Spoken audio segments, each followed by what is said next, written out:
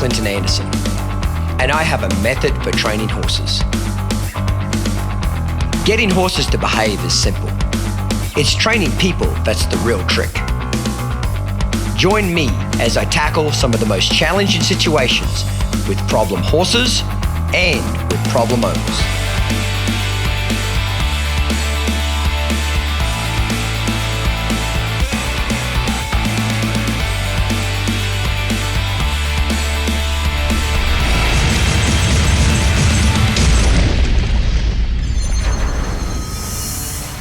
You know, I love it when you're working with a horse every single day and you get to see the improvement in these horses. You know, that's the bond between a trainer or an owner and a horse is being able to communicate with them and gain that horse's respect, get them to use the thinking side of their brain and see the progress that they make every single day.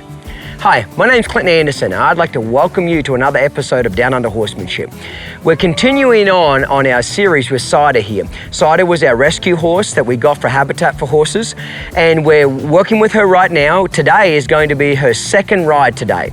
I've already started working with her off camera for probably 15-20 minutes now, basically just reviewing everything that I've shown you guys up to this point. You know, yielding the hindquarters, yielding the forequarters, backing her up, lunging stage 1 and 2, etc. But what I'd like to do in today's episode is show you a new groundwork exercise. We're going to teach her how to side pass away from us, and then we're going to go ahead and give her a second ride. And by doing that, we're going to be preparing her to have a safe and successful ride. Remember, groundwork prepares the horse for a successful ride. Its preparation is what we're looking for. When you have a lack of preparation, you're guaranteed to end up in a wreck under saddle, okay? So, first thing to get started here is teaching the horse how to side pass away from us. Why would we want to teach a horse how to side pass away from us? Well, getting a horse to side pass away from you is a sign of respect. Anytime you can get a horse to move their feet laterally, like crossover laterally, it also improves their suppleness and it also gets them to use the thinking side of their brain. A lot of horses, when they're pushy, will kind of push in sideways towards you. Getting a horse that's respectful but will side pass away from you will really stop them from running over the top of you, being dominant, and just gets them listening a lot more. So to begin with, let's go ahead and bring Cider over here to the fence. Yesterday we taught her the sending exercise where we get her to come forward off that pressure and then yield. So I'm just going to prepare her a little bit here to come forward off that pressure. Yield. So you don't want to teach them how to side pass until you've got them, just a little close there, coming forward off this pressure. That's the go. There we go. Now what we're going to do is I'm going to bring her up to the fence here. And I'm going to move each half of the horse separately from the other half. You know when you're trying to move like a fridge across the kitchen floor, and if you're trying to do it by yourself, of course you can't pick the fridge up and move it, but you can crab it. You can kind of go corner to corner to corner, and you can crab it across the kitchen floor. That's basically what I'm going to do with Cider's body. Is I imagine I can't pick her up and move her sideways, but I'm going to move a front end, then I'm going to move a back end, then I'm going to move a front end, then I'm going to move a back end. And eventually I'm going to tie the two together, okay? So let's get started here. We're going to go to a front end, move a front end away, tap, tap, tap. Now we're going to move a back end away. Then we're going to move a front end away, then a back end away. And see, this is why we use the stick, because it's an extension of her arm.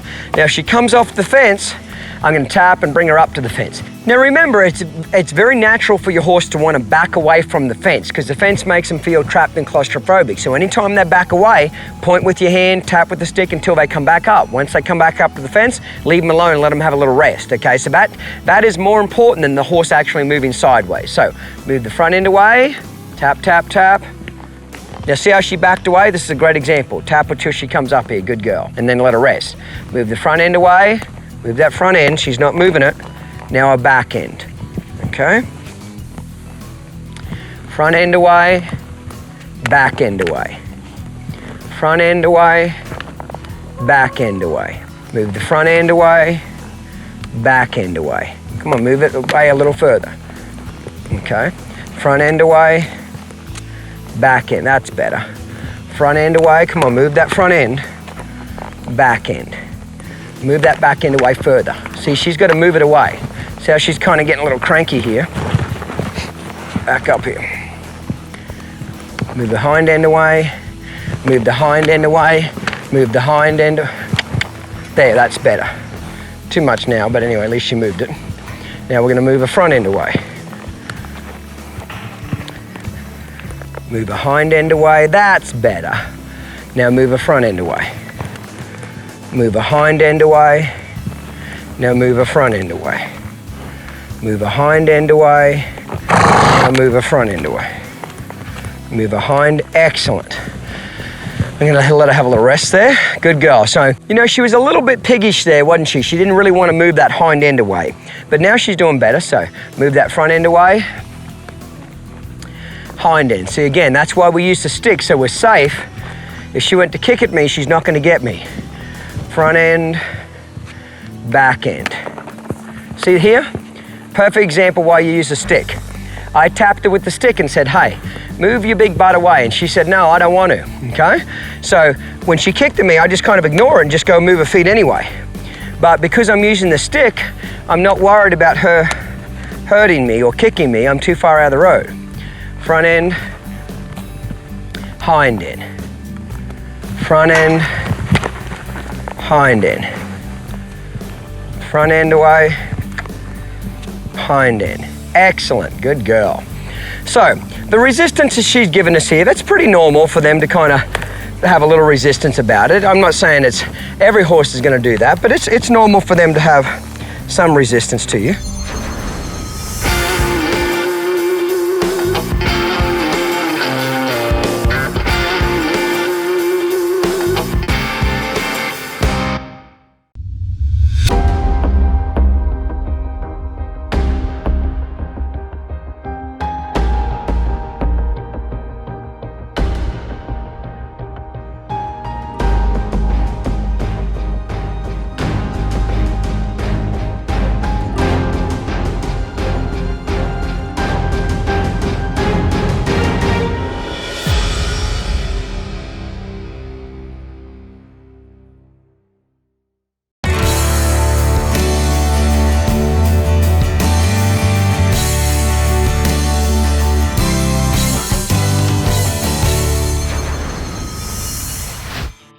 So let's change directions now.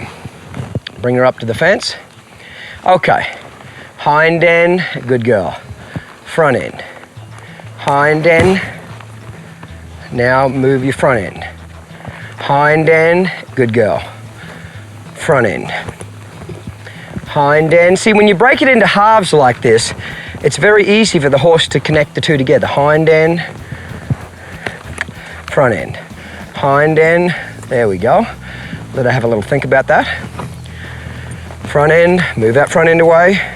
Now make your hind end move away, please. Now your front end, now your hind end. Now right here, I'm gonna tap her a little harder because she's off at the fairies and she's not paying attention here. Front end, hind end. Front end, hind end. Front end, hind end. That's a girl. Try it again. Move your front end away, hind end away, front end away. Now we use the fence, stop the horse from walking forward. Front end, hind end. Front end, hind end. Front end, hind end. Front end, hind end. Front end, hind end. Front end, hind end. Let me bring her up to the fence. Good girl. Always let them come up to that fence and rest. Okay, let's see if we can start tying the two together here a little bit. Okay, so when I want to actually get them to side pass, what I do is I'm going to go front, back, tap, tap. So I'm going to warn her that I'm coming, kind of like a windshield wiper. Ready? Front, back, whack, whack. Now, she came off the fence and she came back up by herself. Front, back, tap. There we go. Even as she jumped away, at least it was lateral. Front, back. There we go. Just looking for a step or two. Front, back, tap, tap. Front, back, tap, tap. There we go. Front, back, move away. There is a sideways step right there. That's a go. Always rubber to a stop there. Front, back, Move away from that pressure. See when she bumped into the fence then? That's her problem. She's got to realize the fence is not moving. She's got to respect it. There's a few more steps. Good girl. Move that front, back. There we go. Excellent. Good girl. Rubber here. This is what I'm looking for here. Now she's starting to get it. She's starting to realize that when I say move your feet, good girl, I'm deadly serious. Let's try the other way. So I got 3 or 4 steps there. For her first lesson, that's pretty good. Bring her up here again. Okay. Bring her up here again. She's off the fence too much. She's off the fence. There she goes. Front, back. Move. There's a step right there. Front, back. Move away. There's a step right there. Front, back. Move away. Don't let her run past you here. This is why you use the fence. See like here? She kind of wants to push into me here. Front, move away. You gotta move laterally. Gotta move. There it is, little lateral step right there. Front, back. Move. There it is, little step. Don't push into me. You don't want to be. You want to be careful, but they don't try and push you into the fence. Gotta put some pressure on here. There we go. Until she steps laterally away. And then time they come off the fence, you got to bring them back up again. Front, back. Move away. There we go. When she comes back up, you leave her alone. Front, move the front. Now move your back end. Now move your front end. If they're struggling, go back and move each end again.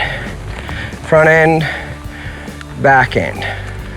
So if I need to help her understand by breaking the horse into halves again, I will. There we go. Good girl. Front, back. There's a couple steps right there. Front, back. Excellent. Front, back. There's a couple little steps. Good girl. Front, back. See, I'm trying to get it so I don't have to touch her with the stick and she'll move away from that pressure. But I've got to ask her first. There's a step or 2. Front, back. There we go. Excellent. Front, back. Move away. Come on, forward. Front, back. There's a couple of steps. You feel that? Front, back. Move away from that pressure. They'll usually give you a little bit more trouble near the gate because they don't want to move away from it. Yeah, not too bad there. Now to think about it. Front, back. There's a couple of steps.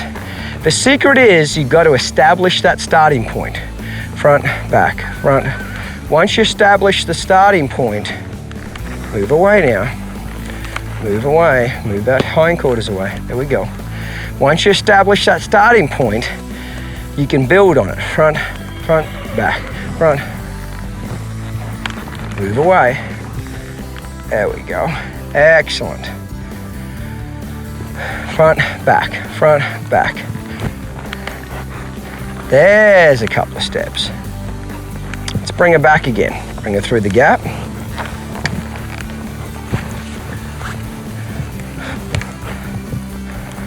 Front, back. Now you usually find they're a little pushier on the left side anyway, because this is the side most people spend more time on, so their horses get to ignoring them a lot more on this side. Front, back. Move away. Move that front end away. Move that back end away. Move the front end away. Move the back end away. Move the front end away. Move the back end away. Move the front end away. All right, we'll try again. Front, back, front. There's a step right there, rewarded. Front, back. There we go. So she gets a little confused and then she kind of gets upset about it. So you might have to come back. There we go. And break her body into halves again. That's it. There we go. Good girl. Excellent. So we'll leave it at that. She kind of struggled with that a little bit. You know, she hasn't been used to moving laterally away from anybody.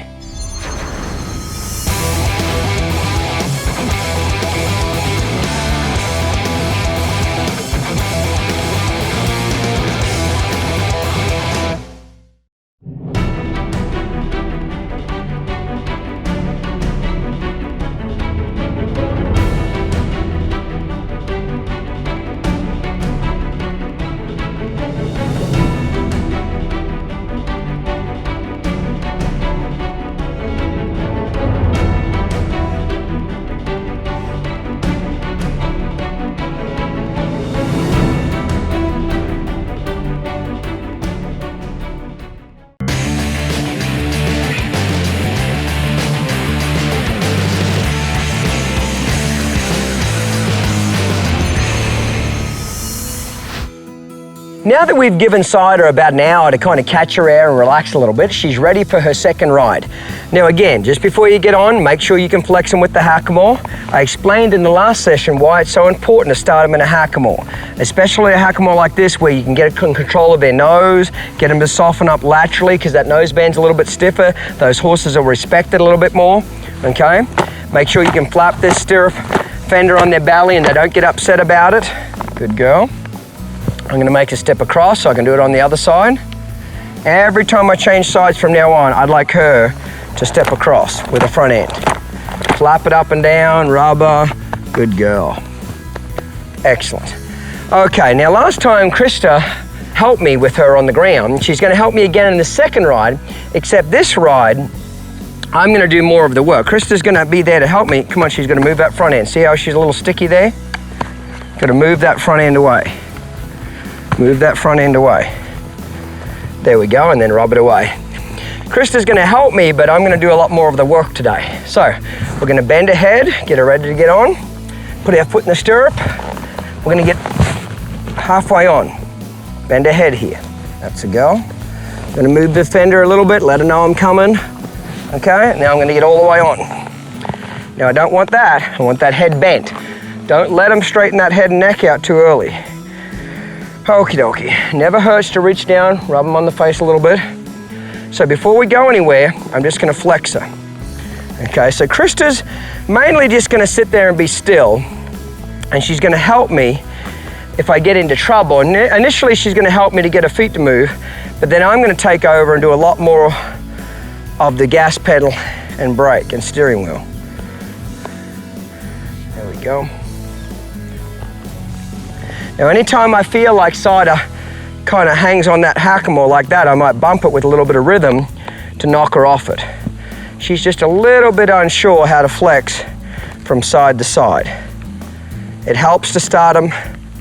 See, I'm bumping here. There we go. It helps to ride them with a breast collar in the beginning so that saddle doesn't slip around on them. So if I feel like she leans on that, see how I'm trying to lead her nose? When I flex it from side to side, I'm trying to lead her nose and then pull it to my hip. By leading her nose, it makes it a little bit easier for her to go from side to side. So it's very important when you get on, don't be in a hurry to move the horse. Just spend a couple of minutes here flexing them from side to side. Bump them here. There we go. Pick up. Excellent. Okay, Krista, we're going to go move her around again. So we'll move her front end. That's it. Now back end, front end, back end, front end, back end, front end, hindquarters, bring the front end through. Yield the hindquarters, front end through. Yield the hindquarters, front end through. She's doing that better, isn't it? Left leg, right leg. Left leg back, right leg forward. Left leg back, right leg forward. There, now we'll just stop her. She did that much better today, much better. Let's take her back the other way, Krista. So you'll step around the other side there. I can move her feet a little bit here. That's it. Front end, back end. Front end, back end. Front end, right leg back, left leg forward. Yield the hindquarters, bring the front end through. Yield the hindquarters, bring the front end through. Yield the hindquarters, front end. Now we'll just stop her. That's it. Okay, Krista, drive her front end away. Now just let her go out a little bit. Now we're gonna yield her. We're not gonna let her go out far though. A little bit more. That's it. Hindquarters, forequarters. So we're just gonna wean her out into that circle. That's it. Excellent. So just like we did yesterday in a ride, and now once we get it kind of moved out a little bit, then I'm gonna take over and do more of the gas pedal. Okay, that's a go. That's it. Chris is gonna keep that bag moving, so her attention's a little bit on that. Okay, right, Chris, let's see if we can get her to canter. I'm gonna squeeze and clock a little bit myself. That's it. Get those feet moving. That's it. That's it. Excellent. That's what I'm looking for. That's it. Okay, let's half a turn to the inside. That's it. Yeah, we'll just try to. Should be fine. That's it. Okay, ask her to canter, mate. That's it. Move those feet out. That's the go. And now I can get back to moving around on her again.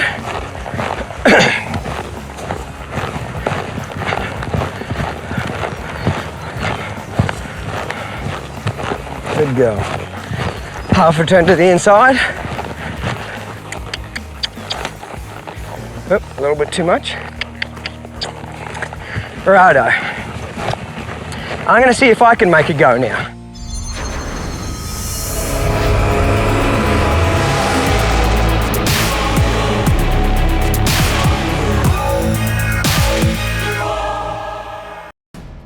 Anything worth having is worth working for, that's for sure. Not gonna make it here if you got any quit in you. This is where I needed to be the best that I could be. And that's just what we do here. Dedication, ambition, passion. To some, these are more than ideals. They are a lifestyle, a code, a path to something greater.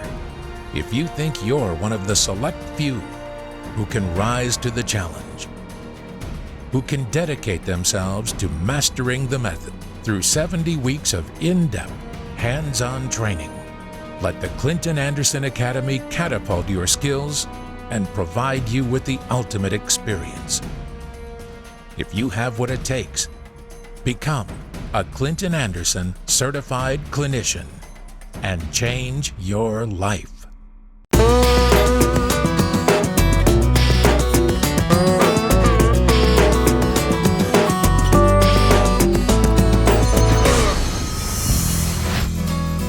Squeeze, clock, spank. Chris is gonna help me a little bit. That's it. Make it go.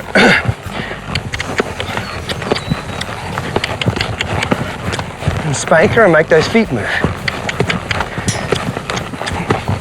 That's it. Gotta get those feet moving. I'm gonna squeeze with both legs, ask her to go. Then clock. And then if necessary, spank. That's better.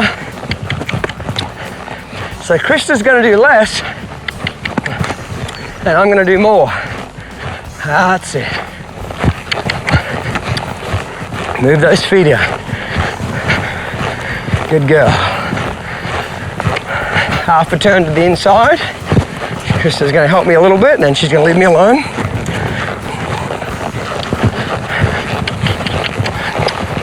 That's it. Now, depending on how sensitive your horse is, will greatly depend on how hard you need to spank them. Don't whack them real hard, because they might whack you about 40 feet in the air. Just give them a little spank to begin with and see how sensitive they are.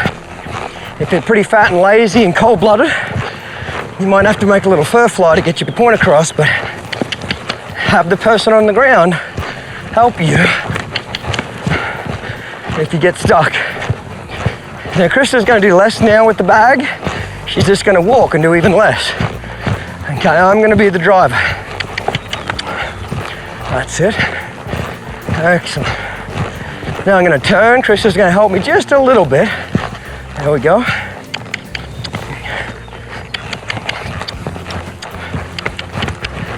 That's it. It's common in the beginning that they'll kick out a little bit. Don't worry about it, just drive them through it.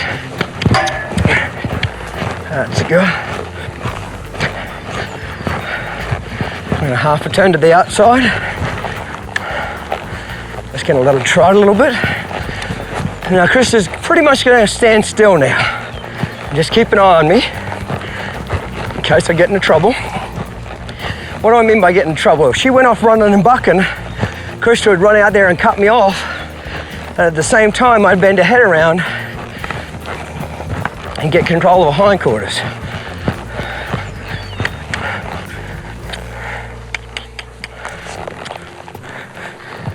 Let me pull this rein here. Move those feet out. That's it, go. So now I'm taking over.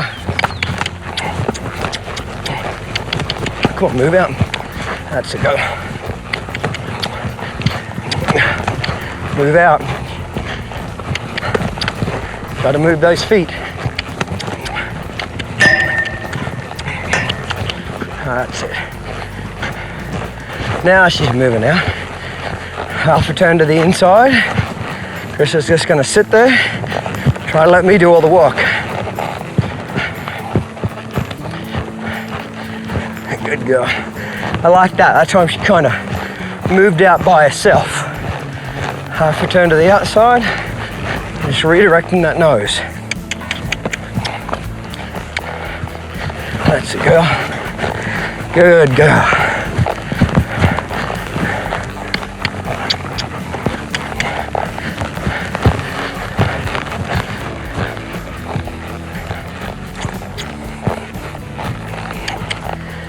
I've got to pick the direction as far as I don't want her just stopping and turning into the fence whenever she wants. Right. Good girl. I'm gonna, Krista, help me get back to the center a little bit. I'm gonna get back to the center. It's kind of starting to rain now. And I gotta get my cameras out of the weather. So we're gonna cut this ride just a little bit short here. I'm gonna flex her a little bit. Here's some thundering. So if the rain wasn't gonna affect the equipment, I'd go probably another little 3 or 4 more minutes just walking and trotting her and letting her move out. Finish off by flexing her here. Notice she's flexing a lot better than yesterday, isn't she? Good girl. I'm gonna get off her, get my foot out of the stirrup, lean forward, let her know I'm coming, and then step off up by her shoulder here.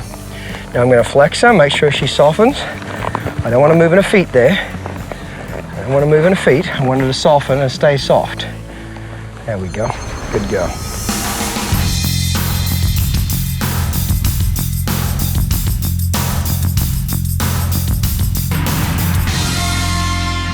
Ever wished Clinton Anderson would just come by and help you with your horse, or that he would put on a clinic in your own arena? Well, now you can get the next best thing. Meet the Clinton Anderson Certified Clinicians. Trained by Clinton himself, these great horsemen have met all the requirements of the Clinton Anderson Academy. 16 months of intensive training at the Downunder Horsemanship Ranch. Theoretical and practical testing on Clinton's method. Hands-on experience with problem horses. Now, there is a Clinton Anderson method expert willing and able to come to where you live and ride to teach a private lesson or put on a public clinic. Learn at your own pace. Get personalized instruction, all without having to travel far from home. So if you can't find the time or the money to come to a Clinton Anderson clinic at his ranch, now you have an option. Get accelerated results. Let a Clinton Anderson certified clinician bring the method to you. Visit certifiedclinician.com for more.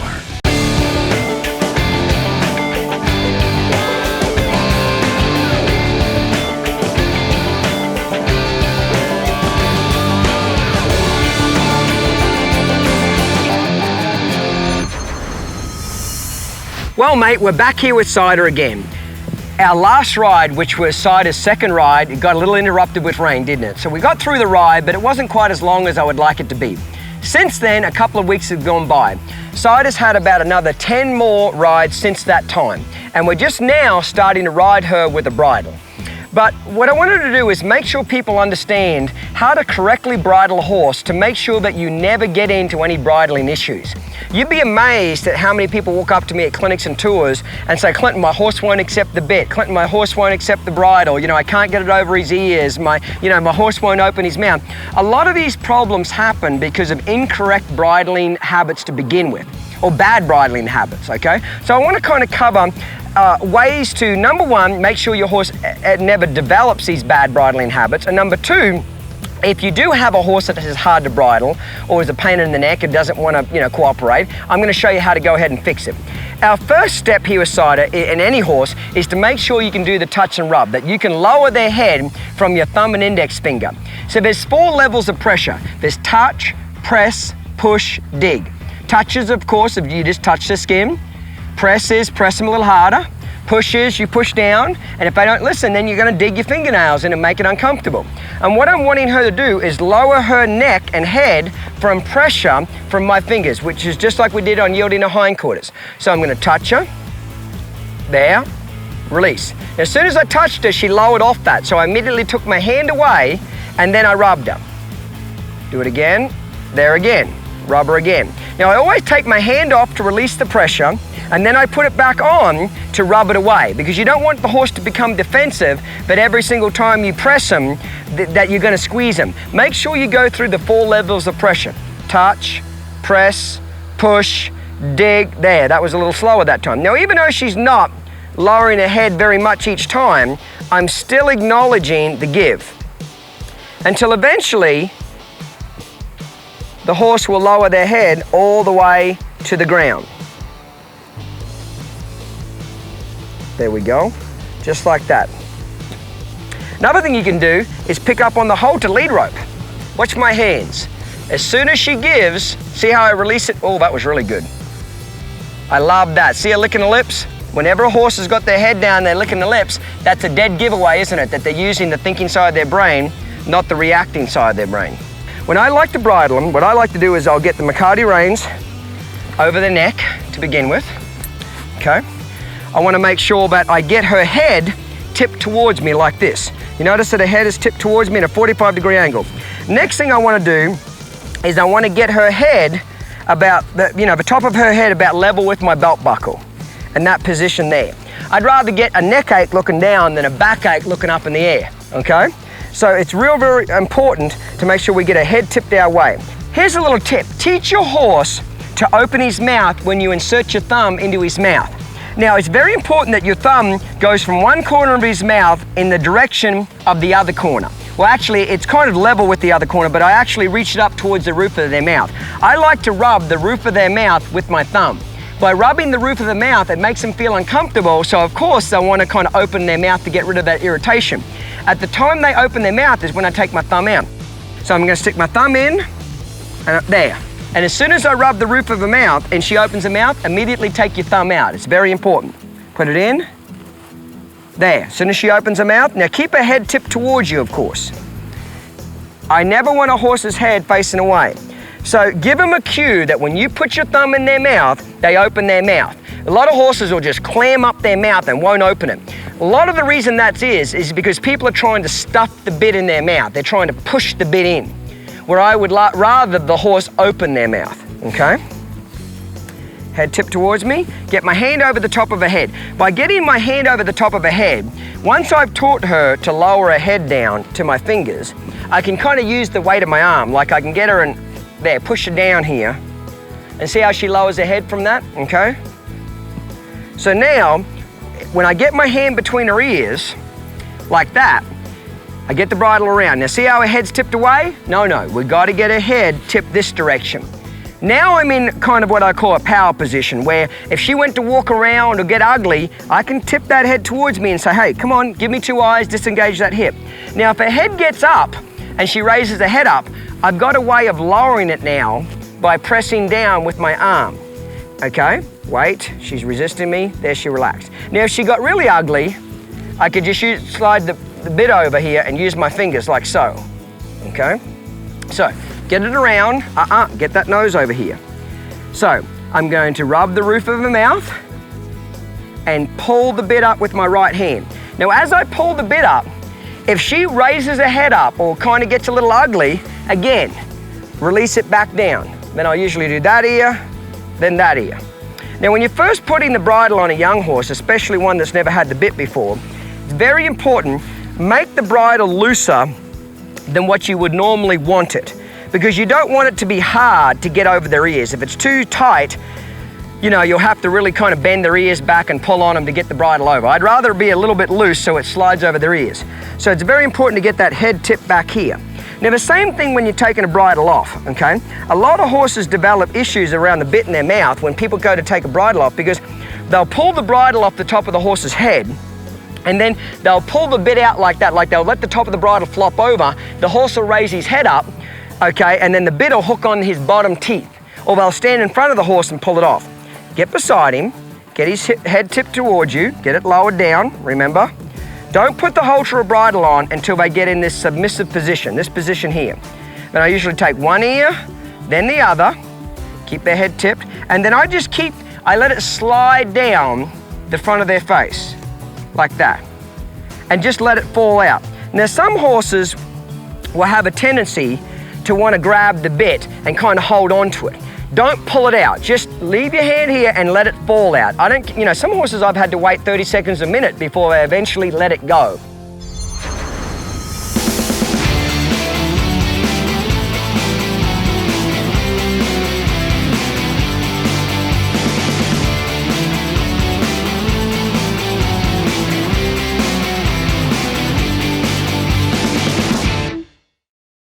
Clinton Anderson, world-renowned horseman, has designed one of today's most unique handcrafted saddles. Combining time-worn traditions with the latest innovations in saddle making, Clinton and Martin Saddlery have created the ultimate Aussie saddle, hand-tooled, double-stitched out of premium leather. It's tree handcrafted from Dakota pine. The perfectly engineered fiberglass seat guarantees a natural fit. Eliminates pressure points. This is a saddle built with real life in mind. It gives a rider unique balance, security, comfort, a strong seat, and a perfect fit. Maximizing performance for you and your horse through coordinated movement, a secure and balanced seat, free range of motion, just as nature intended.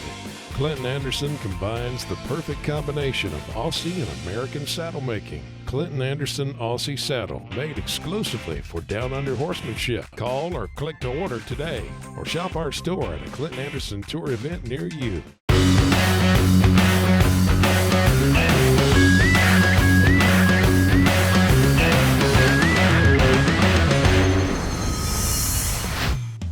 Once they get comfortable with the bridle, then of course you can go ahead and take the halter off, and I can just put it around their neck at that particular point, okay? Again, get their head tipped towards you, get your arm over here, get get her around the nose there. Get her head down, pick up. That ear, then that ear. Now I'm gonna go ahead and adjust the bridle. Now, as far as how tight do I want to make the bit, okay? I like to get the bit to where it barely makes a wrinkle in their mouth. It doesn't quite make a wrinkle in their mouth. The old theory years ago used to be 3 wrinkles in their mouth, okay? I don't want 3 wrinkles in their mouth when I put the bridle on them, because if there's 3 wrinkles in her mouth, that means that the bit is pulling her on her even when the reins are loose. Well, if anything's going to be pulling on my horse's mouth, it better be me. It better not just be the bridle. How do you think you'd feel if you had something constantly pulling on your mouth? You'd get dead after a while, wouldn't you? You'd get dull to it. Same thing with a bridle. So I want that bridle to just be in the corner of her mouth. I don't want it make it smiling like that. And then again, I don't want it hanging down an inch from the corner of her mouth, okay? Somewhere around that issue right about there. So a lot of people ask me, why do I use the Mecate reins? What's the advantage of using the Mecate reins when I ride? Well, there's lots of different advantages to it, okay? Let me go over a few of them to begin with. First of all, a lot of people that ride with split reins, okay, have a tendency to have one rein that's really short and the other one really long because they're working with individual reins. The thing I like about the Mecate reins is that it always helps you keep your reins even, especially when you use the tape system. You know, the duct tape that we put on the reins, we put a piece in the middle to always show you where the middle is, and then we put a piece on either rein to show you when you're doing your one rein stops where to grab the rein. Makes it even simpler then. But if I end up dropping the reins when I'm riding, see how the reins just fall on the horse's neck? I don't have to worry about having to stop or get off or get in a dangerous situation where I end up dropping one rein. A lot of people ask, let me just move it kind of sideways a little bit here. A lot of people ask what these leather straps are. These are what we call our slobber straps, okay? The slobber straps connect the reins to the bit, comes in handy, okay? The second thing else that they do is they work like a pre-signal to the horse that I'm about to pick up on the reins. For example, when I pick up on this right rein, it hinges right here. So it picks up slowly and releases quickly. Picks up slowly and releases quickly.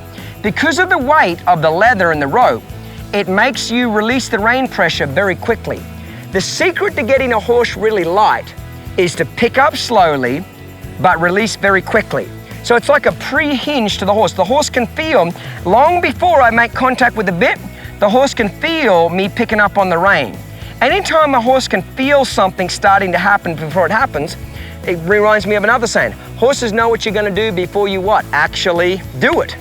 So if you can give your horse a little pre-signal that you're just about ready to pick up on that rein, he can start to get ahead of that pull. What do horses dream about? Us not pulling on them. So show your horse that if he gives every time you pick up on the reins or pull, you'll release back to him, he'll get better about giving to that bridle, okay? So that's why I like the slobber straps. I use a leather chin strap underneath the snaffle. What the leather chin strap does is it stops the snaffle from sliding through the horse's mouth. A lot of horses, when you first ride them with a snaffle, or they're very stiff and heavy, when you pull on the rein laterally, they'll gap their mouth and they'll open their mouth up and gap. You don't want that whole bit sliding through their mouth, okay? So the leather curb strap stops that bit from sliding through their mouth.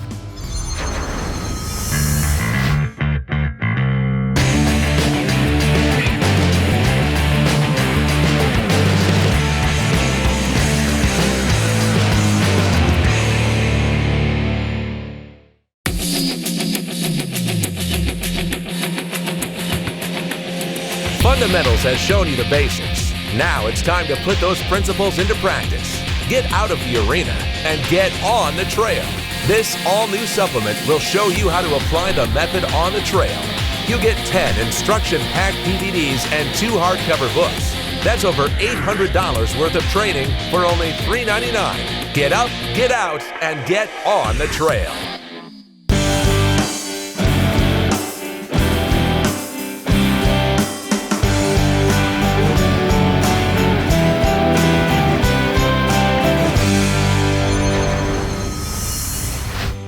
The next thing I like about the Mecate reins is that it's got a built-in lead rope, okay? Anytime I'm riding a horse, if I'm having trouble with that horse or I feel like things aren't working out and I need to go back and do some groundwork, I can step off and immediately get control of my horse. For example, I can go ahead here and yield a hindquarters, okay?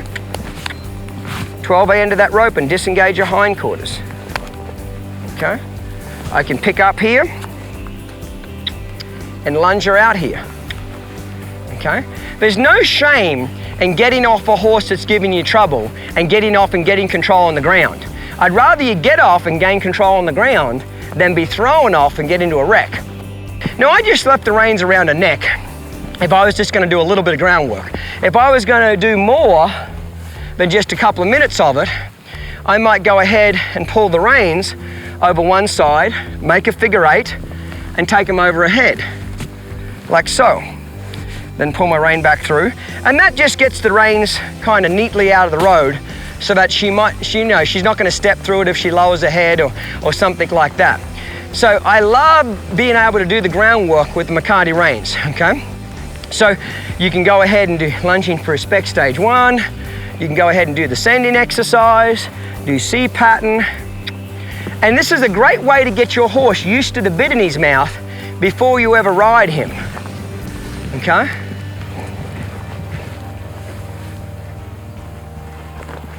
Yield. Send your horse between you and the fence. Let's go.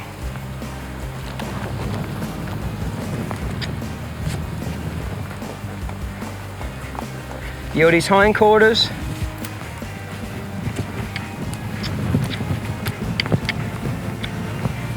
Back him up.